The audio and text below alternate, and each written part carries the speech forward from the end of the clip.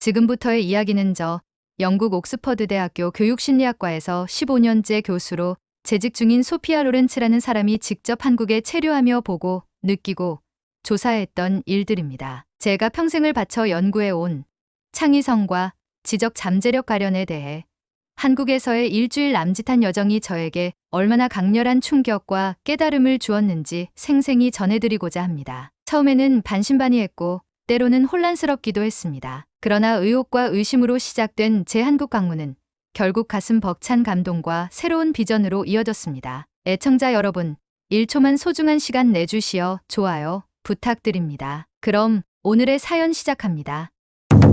영국 옥스퍼드 대학교에서 15년 동안 교육심리학을 가르치고 연구하며 저는 세계 여러 나라의 영재교육 모델과 창의성 개발에 관한 정책들을 살펴왔습니다. 유럽 주요 국가들의 시스템은 물론 미국, 캐나다, 이스라엘 같은 나라들의 사례도 연구해 보았습니다. 그 과정에서 이른바 핀란드 모델이니 미국 실리콘밸리식 교육이니 하는 프로그램들을 직접 접해본 경험도 있었지요. 그런데 작년 말 제 오랜 지인 중 한 명인 MIT 출신 연구원이 저를 찾아와서 이렇게 말했습니다. 소피아, 혹시 한국에 대해 들어보셨나요?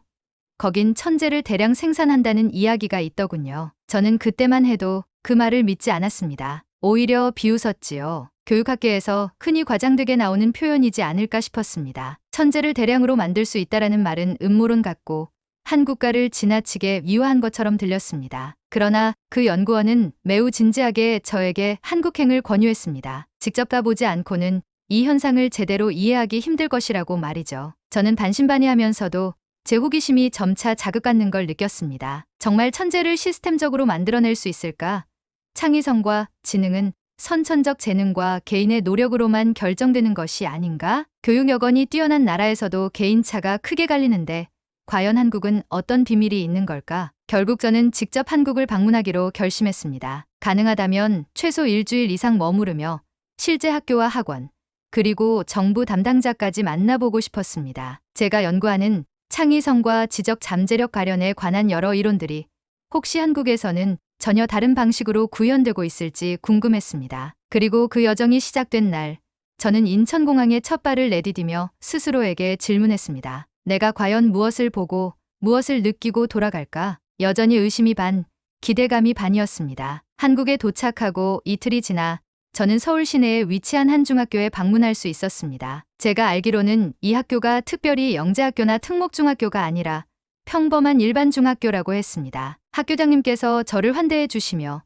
정규 수업 시간을 참관해도 좋다고 허락해 주셨습니다. 화요일 아침 수학 시간, 저는 교실 뒤편에서 조용히 앉아 수업을 지켜보았습니다. 시차 때문인지 조금 몸이 무겁기도 했지만 학생들의 일상적인 표정과 행동을 관찰하는 것이 무척 흥미로웠습니다. 제 기억에 영국 중학교의 2학년, 한국 나이로는 14세 15세 정도 수업은 대개 기초적인 대수나 기하를 다루곤 합니다. 그런데 수업이 시작되고 얼마 지나지 않아 선생님이 칠판에 적은 문제를 보고 저는 눈을 의심했습니다. 복소수를 이용한 오일러 공식 변형 문제라는 제목이었습니다. 제가 학창 시절에나 혹은 영국에서도 고등학교 후반부에나 겨우 다룰 법한 주제였죠. 그래서 혹시 선생님이 그냥 맛보기 정도로 소개하려나 보다 생각했습니다. 하지만 선생님은 생각보다 본격적으로 문제 해결 과정을 유도하셨습니다. 자, 이 문제 풀어볼 수 있는 친구가 있을까요? 응용 문제라 조금 어렵긴 한데 생각나는 대로 시도해 보렴. 고개를 갸웃거리던 찰나 뒷줄에 앉아있던 한 남학생이 손을 번쩍 들었습니다. 그리고 그 학생은 망설임 없이 칠판 앞으로 나와서 순식간에 복잡한 식을 전개해냈습니다. 그 풀이가 제 눈에는 너무나 정교해 보였습니다. 특히나 영국 대학교 1학년 정도의 수준에서도 쉽지 않을 만한 접근이었고 MIT에 있는 제 동료들이라면 중학생이 저걸 한다고 라며 놀랄 법한 전개였습니다. 더 충격적인 것은 제가 수업 후에 그 학생에게 조용히 물어봤더니 그 풀이가 자기가 독창적으로 고안한 것 같으면서도 사실은 학원에서 배운 패턴이라고 말하더군요. 그래서 저는 되물었습니다. 학원에서 이 정도 수준의 문제를 다루나요? 그리고 너는 자신을 영재라 생각하니? 그러자 그 학생은 어깨를 으쓱하며 대수롭지 않게 대답했습니다. 한국에서는 많은 중학생들이 학원에서 고등수학이나 대학 예비 과정을 배우고 있어요. 저는 그렇게 특별하지 않아요. 저보다 잘하는 친구들도 많아요. 그 순간 저는 제 얼굴이 어찌 됐는지 모르겠지만 아마도 깜짝 놀란 표정을 지었을 것입니다. 제가 알던 교육의 상식으로는 이해하기 어려운 장면이었습니다. 고작 중학생이 이미 고등학교 심화 과정을 넘어 심지어 대학 초급 지식을 활용하고 있으니 말이지요. 정말 한국 중학생들은 이렇게 공부를 하고 있는 건가요? 물론 제가 본 것은 하나의 사례일 수 있습니다. 하지만 학교장님께 여쭤보니 실제로 방과 후나 주말에 학원을 다니며 훨씬 심화된 내용을 학습하는 학생들이 많다고 하셨습니다. 그러면서 한국에서는 입시 경쟁이 매우 치열하다 보니 상대적으로 빠른 단계에서 고급 문제를 접하는 일이 흔하다고도 말씀하셨습니다. 제 머릿속에는 천재를 대량 생산한다라는 말이 강하게 울리기 시작했습니다. 물론 그 학생 한 명만으로 단정 지을 수는 없지만 최소한 한국 학생들이 가지고 있는 평균적인 학습 수준이나 진도의 속도가 우리가 알던 범주와는 전혀 다르다는 생각이 들었습니다. 그리고 그 학생이 자기 자신을 특별하지 않다고 여기는 태도가 묘하게 저를 소름 돋게 했습니다. 특별할 것 없다는 의식이 정말 사실이라면 대체 이 나라엔 얼마나 많은 잠재적 영재들이 숨어 있는 걸까요? 그날 수업을 마치고 저는 멍한 상태로 교장실에 앉아 있었습니다. 교장 선생님께서 차를 대접해 주시며 이런저런 말씀을 해주셨는데 저는 온통 어떻게 중학생이 오일러 공식 변형 문제를 저토록 능숙하게 다룰까라는 생각밖에 들지 않았습니다. 아침 수업에서 받은 충격이 한국 교육에 대한 저의 첫인상을 강렬하게 각인시켰습니다. 제 한국 방문 일정 중 꼭 가보고 싶었던 장소가 있었는데 그곳이 바로 대치동 학원가입니다. 해외 기사나 자료를 통해 한국 교육열의 성지라고 묘사된 것을 본 적이 있기 때문이지요. 특히 서울 강남 지역에 위치한 대치동은 어마어마한 수의 학원들이 빼곡히 들어서 있고 학생들도 전국 각지에서 몰려온다고 들었습니다. 막상 가보니 정말로 학원들의 도시라는 표현이 과장이 아니었습니다. 지하철역을 나서는 순간부터 수많은 간판과 현수막, 그리고 빽빽이 스케줄표를 들고 분주하게 이동하는 학생들의 모습이 펼쳐졌습니다. 유럽의 번화가와는 또 다른 교육에 몰두하는 사람들의 역동적 에너지가 가득 느껴져서 당황스러울 정도였습니다. 저는 사전에 약속해둔 한 대형 학원의 원장을 만나러 갔습니다. 최신식 건물의 7층 전체를 학원으로 쓰고 있다는 얘기를 들었는데 막상 도착해보니 건물 입구부터 수학 심화반, 영재물리반, 영어 논술반 등 온갖 홍보물이 붙어 있었습니다. 학원 원장님과 면담을 했을 때 저는 이곳이 단순히 더 많이, 더 빨리 공부시키는 곳이 아니라 상당히 과학적이고 전략적으로 설계된 시스템을 갖추고 있음을 알게 되었습니다. 원장님께서는 거대한 화면을 통해 학원 운영 방식을 프레젠테이션처럼 설명해 주셨습니다. 저희는 매주 학생들의 집중력,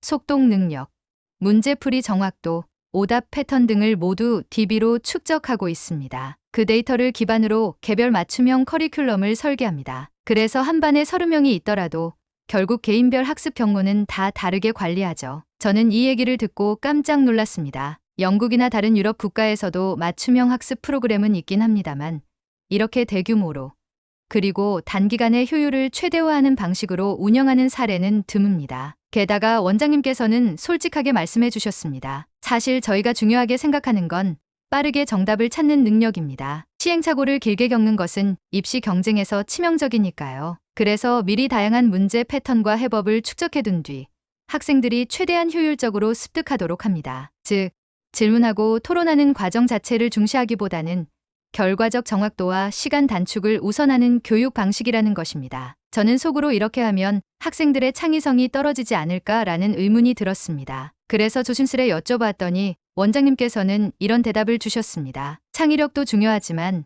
그건 고급 단계에서 통제된 방식으로 훈련할 수 있다고 봅니다. 우선은 입시에서 요구되는 문제를 정확하고 빠르게 해결하는 법을 배우는 것이 핵심이지요. 물론 제 교육 철학과는 조금 달랐지만 이 학원의 방식이 한국 학생들 사이에서 통한다면 분명 그들만의 성공 사례가 있었을 것입니다. 실제로 원장님이 보여주신 내부 성적 그래프나 여러 국제올림피아드 대회에서 좋은 성과를 낸 학생들이 이 학원을 거쳤다는 데이터는 저에게 신선한 충격을 안겨주었습니다. 그리고 로비를 내려오며 수많은 아이들이 학원 앞 카페에서 문제집을 펴놓고 공부하는 모습을 보았습니다. 아이들은 피곤해 보이면서도 서로 내일 있을 모의고사 예기와 문제 풀이법을 논의하며 엄청난 집중력을 발휘하고 있었습니다. 저는 그 장면이 조금 기이하면서도 대단하다는 생각이 동시에 들었습니다. 이 나라에선 공부가 산업처럼 돌아가는구나. 그렇습니다. 제가 유럽에서 아무리 교육도 산업이다라는 말을 들어왔다 해도 한국처럼 거대한 규모와 세밀한 디테일로 운영되는 학원가를 직접 본 건 처음이었습니다. 그날 밤 호텔에 돌아와서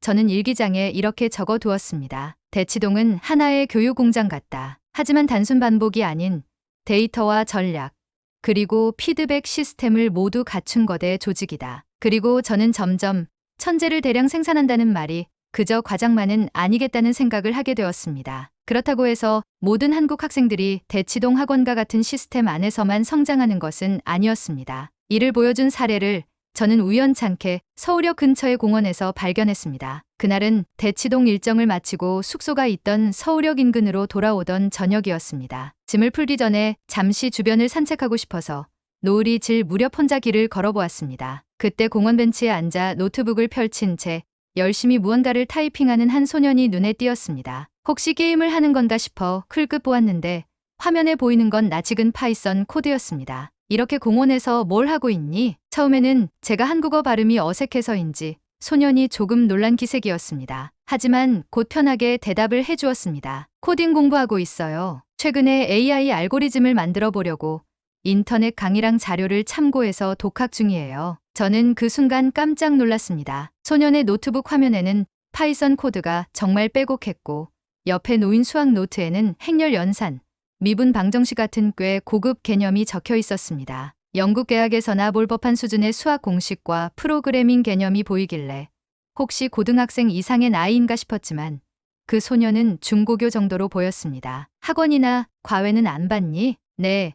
집 형편이 어려워서 학원을 다닐 형편이 안 돼요. 하지만 인터넷 강의가 많고 오픈소스 프로젝트도 많아서 어떻게든 공부해보고 있어요. 꼭 좋은 대학에 가야 해서요. 그 말을 듣자 저는 가슴 한구석이 뭉클해졌습니다. 이 소년은 한국 사회에서 부유한 환경이나 대치동 같은 시스템 혜택을 받지 못하는 시스템 밖에 있는 학생이었습니다. 그럼에도 불구하고 자기 삶을 바꾸기 위해 절박한 의지로 공부하고 있었습니다. 그리고 그 내용이 평범한 수준이 아니었죠. 이미 미국 대학생들이 겨우 해낼 만한 AI 알고리즘을 다뤄보고 있다니 정말 대단했습니다. 너 정말 대단해 보이는데 혹시 주변에도 이렇게 공부하는 친구들이 많니? 소년은 고개를 살짝 끄덕이며 말했습니다. 꼭 코딩이 아니어도 저보다 더 힘든 형편에서도 열심히 공부하는 친구들이 많아요. 경쟁이 치열하니까 조금만 뒤처지면 안 된다는 생각이 들어요. 소년은 저보다 잘하는 친구도 많아요라는 말을 덧붙이기도 했습니다. 제가 보기엔 이만큼 독학할 의지와 실력이면 엄청난데 이 학생 스스로는 아직도 부족하다라고 느끼고 있었습니다. 그 소년의 눈빛에는 간절함과 동시에 어디서든 흔들리지 않을 투지가 깃들어 있었습니다. 저는 그날 밤 호텔 방으로 돌아와서 다시금 생각에 잠겼습니다. 한국에는 대치동처럼 시스템 안에서 관리되고 육성되는 학생들만 있는 게 아니다. 이렇게 시스템 밖에서도 무서운 집념으로 성과를 내는 아이들이 존재한다. 그리고 그 에너지가 만만치가 않다. 사실 영국이나 다른 나라에서도 어려운 형편 속에서 공부하는 학생들은 존재합니다. 하지만 이 소년처럼 자신의 목표와 필요를 정확히 인식하고 AI 기술이나 고등수학을 독학으로 파고드는 경우는 매우 드문 일입니다. 한국의 입시 문화가 때로는 너무 치열하다 비판받기도 하지만 그 경쟁 환경이 어떤 이들에게는 강력한 동기가 되기도 하나 봅니다. 저는 그 소년을 통해 한국 교육의 또 다른 단면을 보게 되었습니다. 며칠 뒤 저는 서울에서 열리는 국제공학 포럼에 초대를 받았습니다. 사실 저는 교육심리학을 전공하지만 AI 기반 학습 시스템이나 메타인지와 빅데이터를 주제로 연구한 적이 있었기에 간단한 패널 토론에 참석하라는 요청을 받았지요. 그 포럼 프로그램을 훑어보다가 저는 한 발표 제목에 눈이 사로잡혔습니다. 반도체 불량률 예측, 모델 딥러닝 기반 사례 연구 김수혁 고등학생. 고등학생이 발표자라고 표시돼 있었습니다. 저는 순간 이건 오타가 아닐까 하는 생각이 들었는데 주최 측 담당자는 실제로 고등학생이 맞다고 설명했습니다. 발표 시간이 되자 정말 교복을 입은 한 학생이 무대로 올라왔습니다. 처음엔 수줍어하는 듯했으나 발표를 시작하자 태도가 완전히 달라졌습니다. PPT 화면에는 반도체 제조 공정에서 발생하는 방대한 데이터를 수집하고 그 데이터를 바탕으로 딥러닝 모델을 구축해 불량품 발생 여부를 사전에 예측하는 과정이 상세하게 담겨 있었습니다. 이 학생은 이미 삼성전자 연구소 측과 협업을 진행해 실증 테스트까지 해봤다고 보고했습니다. 다양한 변수 공정 온도, 습도, 반응 물질 농도 등을 모델에 입력하고 반복 학습을 통해 정확도를 높였다는 내용이었습니다. 결국 시연된 결과에 따르면 기존 방식보다 훨씬 높은 예측률을 달성했다는 것이죠. 제가 정말 깜짝 놀랐던 건 이 학생의 전문 용어 사용 능력과 논리적 프레젠테이션이 저희 옥스퍼드 대학원생들과 견주어도 결코 뒤떨어지지 않았다는 점입니다. 그리고 질의응답 시간에 참석한 기업 연구원분들이 여러 가지 까다로운 질문을 했는데 그 학생이 막힘없이 대응했습니다. 이 모델은 텐서플로 라이브러리 위에 구축했지만 특정 레이어 구조는 직접 커스터마이징했습니다. 하이퍼 파라미터 튜닝도 데이터 분포 특성에 맞춰서 반복 시뮬레이션을 진행했어요. 저는 그 대답을 듣고 할 말을 잃었습니다. 그리고 곧 이어진 학생의 추가 설명이 있었습니다. 학원에서 딥러닝 강의를 듣다가 반도체 공정 데이터를 활용해보면 재밌겠다고 생각했습니다. 마침 학교 프로젝트로 진행할 수 있는 기회가 있어서 시작하게 됐어요. 학원에서 딥러닝 강의, 제가 전에 들었던 학원은 문제풀이 위주라는 생각을 다시금 수정해야 했습니다. 한국에서는 고등학생을 대상으로 딥러닝 강좌를 실제로 운영하고 학생들은 그것을 응용해 산업 현장의 데이터를 분석하는 데까지 이른다는 사실이 저에게는 큰 충격이었습니다. 발표가 끝나자 청중들은 큰 박수를 쳤고 여러 명이 그 학생에게 명함을 건넸습니다. 저는 고등학생에 불과한 이 수혁군이 이미 대학원 이상의 연구 역량을 보여주는 것을 보며 제 머릿속이 복잡해졌습니다. 어쩌면 한국에선 이런 아이들이 또 여러 명 있을 수도 있겠구나. 정말 천재양산이라는 표현이 결코 과장이 아닐지 모른다. 그날 포럼을 마치고 돌아오면서 저는 제 일기장에 이렇게 기록했습니다. 한국의 학생들은 단순히 책상 앞에서 문제를 푸는 것에 그치지 않고 실제 산업 데이터까지 다룬다. 이는 교육과 산업이 유기적으로 연결된 거대한 생태계가 존재함을 의미한다. 포럼 이튿날 저는 한국교육부 산하 영재교육 담당관이신 박현수님과 인터뷰를 할 수 있었습니다. 꽤 높은 직급으로 들었는데 감사하게도 저를 직접 만나주셔서 상세히 설명해 주시겠다는 것이었습니다. 서울의 한 고층 빌딩에 위치한 사무실에서 박 담당관님을 만나 뵈었을 때 저는 담당관님의 차림새나 태도에서 왠지 기업 임원 같은 인상을 받았습니다. 그리고 말씀하시는 내용도 교육부라기보다는 전략기획실 같은 느낌이었습니다. 먼저 인사를 나눈 뒤 제가 한국의 영재교육 정책에 대해 궁금한 점을 솔직하게 여쭤보았습니다. 정말 초등학교 때부터 전북 단위로 아이들의 잠재력을 평가해서 영재를 선별하고 특화 교육을 한다는 말이 사실인가요? 그러자 박 담당관님은 조금도 망설이지 않고 답하셨습니다. 네, 저희는 영재를 단순히 기다리는 방식에서 벗어나 설계하는 방식을 택하고 있습니다. 국내외 연구 결과를 종합해보면 적절한 시기에 맞춤형 자극을 준다면 훨씬 더 많은 아이들이 자신이 가진 잠재력을 최대치로 발현할 수 있거든요. 그 이야기를 듣고 저는 점점 호기심이 증폭되었습니다. 그래서 구체적으로 어떤 지표를 가지고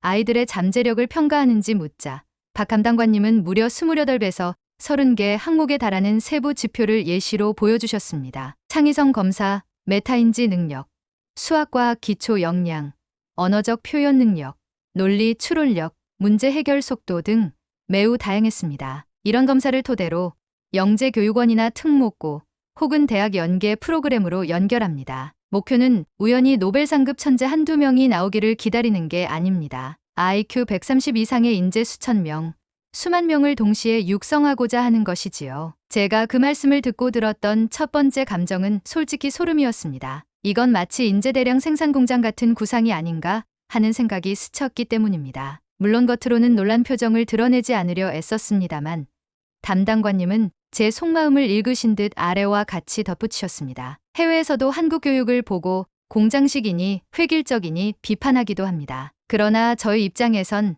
교육이 곧 국가 생존 전략입니다. 자원이 부족한 나라에서는 똑똑한 인적 자원이 가장 큰 무기이니까요. 저는 담당관님의 말씀이 이해되면서도 다른 한편으로는 마음이 묘하게 불편하기도 했습니다. 교육을 이렇게나 철저히 산업 또는 생존 전략으로 보는 태도가 낯설었습니다. 하지만 제가 며칠 동안 학교와 학원을 둘러보며 봐 온 모습들은 박 담당관님의 말씀이 허언이 아니라는 걸 증명해주고 있었습니다. 이 인터뷰를 마치고 나오며 저는 건물 밖에서 서울의 스카이라인을 잠시 바라봤습니다. 거대 도시가 빠르게 움직이는 느낌이었는데 그 속에서 영재를 기다리지 않고 설계한다는 말이 제 귀에 계속 맴돌았습니다. 교육이 개인의 흥미나 행복감만을 위한 것이 아니라 국가적 차원에서 철저히 계획되고 실행되는 시스템이라는 점이 저를 다시금 놀라게 했습니다. 한국 체류의 마지막 날, 저는 또 하나의 의미 깊은 자리에 참석했습니다. 바로 AI 시대 미래 인재 교육을 주제로 한 국제 교육 컨퍼런스였지요. 여러 나라의 교육계 인사와 연구자들이 모여 4차 산업혁명 시대의 인재 양성 방안을 논의하는 자리였습니다. 저 역시 패널로 초대되어 창의성 개발과 데이터 중심 학습을 주제로 간단히 발표할 예정이었습니다. 그런데 컨퍼런스장 전면에 교복을 입은 한 학생이 앉아 있었습니다. 진행 요원에게 물어보니 그 학생 또한 발표자 중 한 명이라고 했습니다. 발표 제목은 데이터 중심 역량 기반 학습 구조의 한계와 한국형 개선안이라고 적혀 있었습니다. 이름은 이서연이라는 고등학생이었습니다. 고등학생이 교육 컨퍼런스에서 무엇을 발표할까 하고 궁금하던 차에 곧 그 학생의 발표가 시작되었습니다. 저는 맨 앞자리에서 귀를 기울였는데 이서연 학생은 차분하면서도 매우 논리적인 목소리로 말을 이었습니다. 한국 교육은 현재 데이터와 효율성에 극도로 집중하고 있습니다. 문제풀이 패턴을 분석하고 맞춤형 교육을 통해 빠른 성과를 이끌어내는 데 성공하고 있지요. 하지만 그 과정에서 과도한 통제가 창의성을 약화시키고